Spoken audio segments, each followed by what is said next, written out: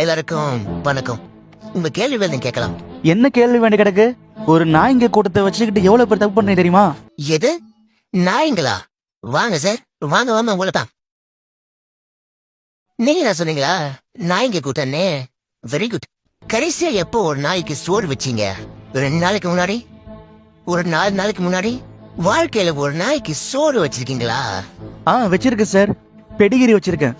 இந்த நாய்ங்க ருசிக்காக பெடிகிரி சாப்பிடுறவங்க இல்ல சார், பசிக்காக சோறு சாப்பிடுறவங்க. போங்க போய் வதாருங்க.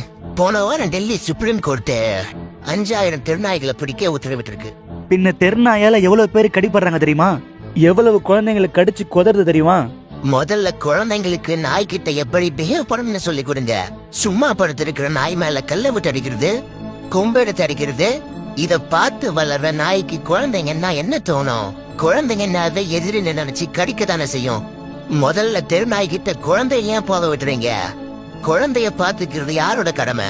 தப்ப பூரா உங்க மேல வச்சுக்கிட்டு நாய்ங்களுக்கு ஒரு சொன்னா என்ன சார் அர்த்தம்? அப்ப நாய்ங்க மேல தப்பே இல்லைன்னு சொல்ல வரீங்களா? இங்க யார் சார் தப்பு பண்ணாம இருக்கா? ஆல்ரெடி உள்ள மனுஷன் சின்ன குழந்தைய ரேப் பண்றான், கொடி போதையில வயசான பாட்டியை ரேப் பண்றான், இன்னும் அசிங்கமா அனிமல்ஸ் ரேப் பண்ற விஷயம் எல்லாம் இந்தியாவில தான் அதிகமா நடக்குது.